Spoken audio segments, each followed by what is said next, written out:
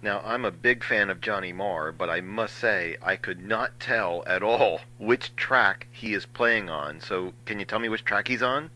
He's on 2 tracks. He's Okay. on Heaven, and he's on Central. Okay, okay. Yeah, I guess in Heaven, none of the guitars are me until the second verse. Like he's basically doing the first verse and the first chorus. Alrighty. And the first chorus is like a breakdown kind of chorus, if I'm remembering correctly.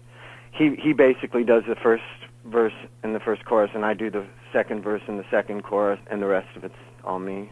He's playing multiple guitars there. You know, he messed around a lot, and he basically, you know, we just had one night. So while he was here touring with Modest Mouse, so we just like he just heard the songs once and just fiddled around for a few hours, and then when we mixed, we figured out how to make it like work in the structure of the song. And that was our approach for all the songs, was to kind of record a lot of tracks and figure out in the mix how we were gonna. I mean, I say we, it was me, but figuring out in the mix like which instruments are going to be used in which section, and you know, doing a lot of tape edits and stuff like that. And then on the other one, Central, he did an acoustic guitar that's Right. like strumming. Yeah.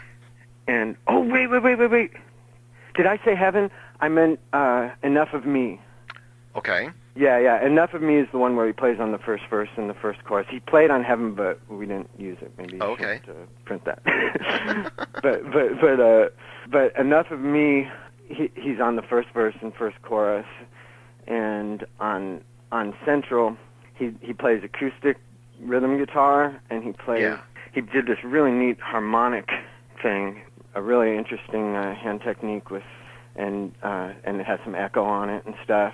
There might be one other part on Central that he plays, but I can't remember. I haven't heard it in a while. Now, did you give him any kind of direction, or did you just play him? No, and that's the thing. Like I've kind of learned from making records for a long time that if you really want to capture a good energy on a record, it's best to just, first of all, to have only people playing with you who already would have a sense of what you're doing and are already sort of have a soul connection to what you're doing, you know. Right. You don't want to have somebody just because they can technically play, but, you know, you want to have somebody who understands your point of view that you write music from, you know. And if you have that, like, the best thing to do is to just let them do whatever they do, you know, like, you know, there's a little, like, when Josh and I are doing stuff, we have a little verbal communication about it, but basically, like, he understands my music and knows where it's coming from, so I like to just let him do whatever he does, and then I just figure out during the mix.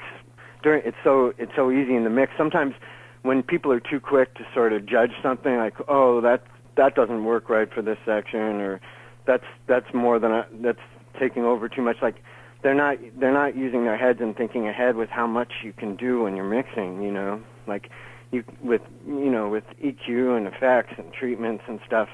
You just wrangle it in there, you know. Yeah. You just sort of form it, and like I think when I was first making records, I was too quick to judge things just based on the first listen, and I've learned over the years that if you've got a good energy in the room, the spirits of music or the gods of music do their thing with it, you know, like there's a plan that's much more elaborate and much more complex and wonderful than anything that you could plan out in your head, you know, if you just let the energies flow, you know.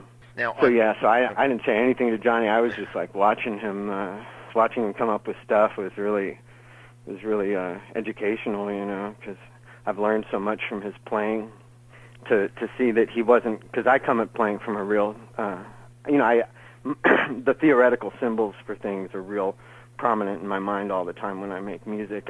Even if I'm totally breaking all the rules and playing atonal notes and all that, I know what intervals they are, and you know, when I'm building chord upon chord, I know what the intervallic relationship is, you know. And with him, he doesn't have that.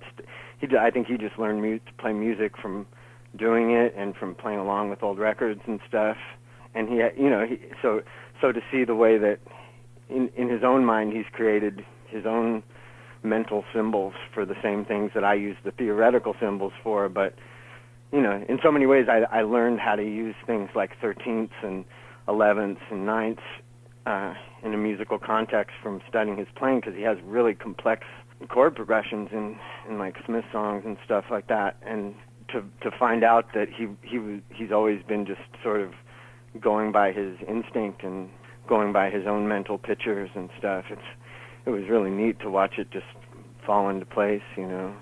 Now, I'm fascinated. Is it possible for a player as yourself to turn that off, though? There's no reason to. Like, I think there's a period of time when a person first learns those things, it produces a kind of mental strain where the instinctual part of the brain isn't as capable anymore of dominating the brain, and the technical part ends up being overemphasized and taking up all the brain space you have room for.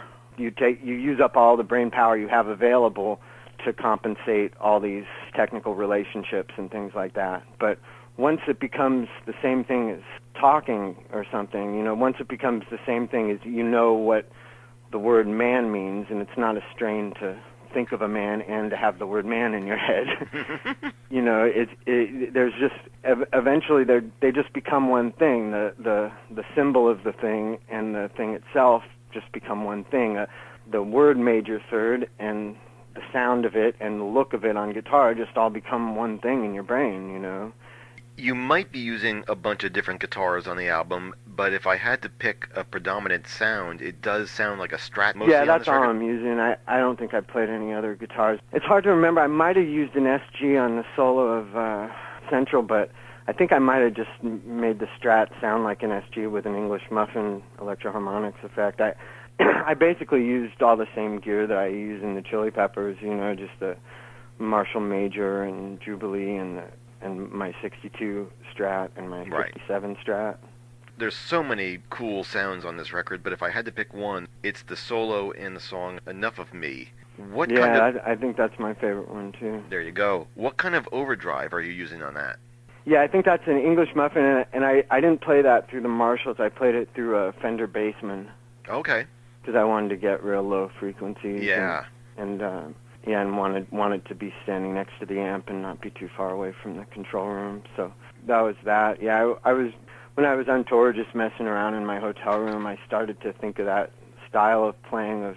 I was just messing around a lot with, instead of thinking of one note as one note that leads to the next note that leads to the next note, to sort of divide the guitar into pieces. So you're playing low notes alternately with high notes that have, you know, a stretch of a couple of octaves at least, and then it forces your brain to have to sort of think in two directions at once, even though the notes aren't happening at the same time. Which I remember on my first solo album, I did a lot of that, where I was playing acoustic guitar parts where they kind of had a bass note and a high note that were at least like an octave and a third away from each other or whatever. But in this case, it's a single note guitar line, but your brain is sort of thinking of the whole neck. You start to, once you do it for a while, you start to just think of the whole neck as one thing, and you don't stay in those boxy patterns that guitar players tend to stay in, you know. And so it was just a fun, like, at first it was just like a fun mental challenge to think that way, and then by the time I played it on the album, I had been doing it a lot in my room. I did a little on stage, but it's so different from the way I normally play that I wasn't really enjoying doing it in the band. Well, it's an amazing solo, just totally mind-blowing. Thanks.